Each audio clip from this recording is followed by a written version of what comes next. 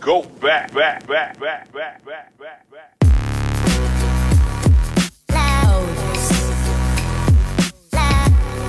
Hello, my name is Ben, and today I'll be reviewing the 75317, the Mandolorian, and the Child Brickheads. This is a pretty cool set. It is my second Brickhead set. Technically, these are 2 and 3 then. But I just have a problem with the bases, and that's about it. This set came out back in late 2020, like late mid 2020, kind of in there. Came out like in August, September. So it's still fairly recent when I'm recording this, but when this video goes up, it's probably going to be a year old because I suck at posting videos. Anyways, these are Brickheads 113 and 114. Really nice box art on the front of it. On the side, you can see them poking each other's fingers. It's pretty cool. On the back, they show like how you can take them off the stands, the punch tab, which I did not use. I don't like punch tabs. And how you can rotate the child's ears, or Baby Yoda, Grogu's, I don't know. There's like 4 names for them now. Which is kind of cute, how you can give them a little more emotion. Here's the set all built up. And I guess we could take a look at the child first because everybody wants to see the child. This is the first and only Lego pram we have right now, which hopefully we get one for the baby minifig child soon. That would be pretty cool. The pram's pretty cool. I like how it really does look like an egg, which is kind of cool. It doesn't really use that many pieces. It just uses a lot of big pieces to like make the shaping of it, because like here these are 2 big pieces and under here are some big pieces. If we take it off the stand, yeah, this is another problem. See, it's the stands. The connection to like the pieces underneath is too strong to the point where you will like rip off like the Mandalorian's legs or just the cylinder pieces. Now, to some people that's probably not that big of a deal, but I've gotten it to where I'm trying to take off Mando's legs and they're like coming off a tile at a time and I'm like grabbing it from the bottom of like his feet. It's annoying AF, but yeah. The stands are just kind of a problem in the set, but who cares about the stands? You don't need them. On the inside, you can kind of see how he sticks in there. He sticks onto the jumper plates. It's just some nice detailing for how, like, little detail there is to me. Like, it's just a nice shape that they did for this. Grogu, Baby Yoda, the child, he's pretty cute. I really like how they didn't make him like an even number for the body. It's got like an odd number kind of base. It's like three studs by like 3 studs, which is pretty cool. I like that a lot. The, like, what is it, like a hood or whatever he has around his neck is pretty cool. I like how part of it goes like in and this part comes out, which is pretty cool. It really gives like that kind of fluffy feel. He's got cute little hands. His eyes are really cute. Again, continuing with that like 3x3 stud pattern. His ears, you can take them off and like rotate them differently, you know.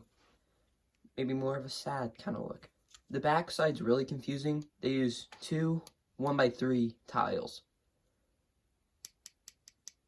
Why not use like this piece but in sand green up here? It's just a little confusing to me. But he's a cute little child. Hopefully we see him again in the Mandalorian for season 3 whenever that comes out. Here we have the Mandalorian, or Din Djarin, I believe is his name. This is a pretty cool like Brickheads. It kind of reminds me of like the Boba Fett one, like just how like the helmet's made, which would kind of make sense. They would probably copy and paste a little bit. The helmet's got like some vents, I guess, maybe for ventilation, I don't know. The front of him's pretty cool, you know.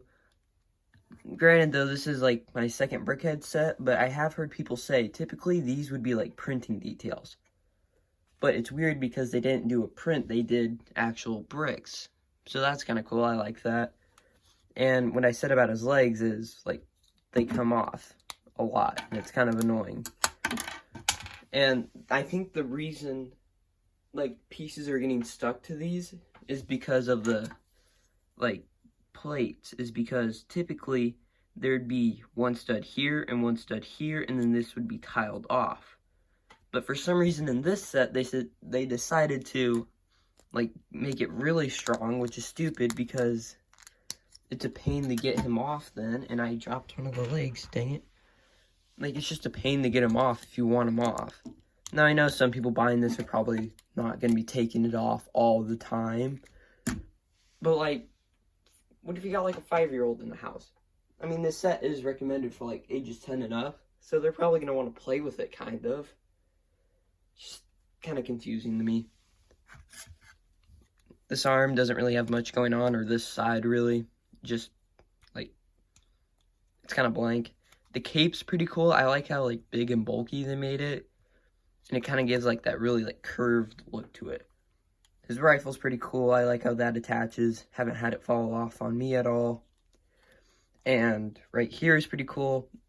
Again, this is a print. There are no stickers in the set from my memory, which is pretty cool. And he's got, like, lightsaber hilts. And that's the weird part about this to me. Because on the box, they're gray. And even on the other side, they're gray. So why are they like this silver color is my question.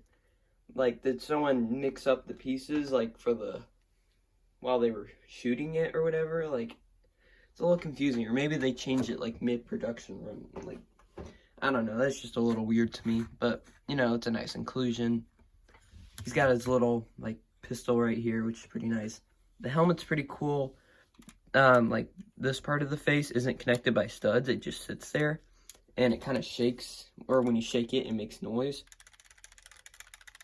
I don't know if it came up on the camera, but it just makes some noise sometimes. But it is, like, a really strong design. The only thing I've had happen is, like, this part seems to want to come off sometimes. I don't know if I built it wrong or whatnot, but it's a pretty cool piece. And this is a pretty nice set.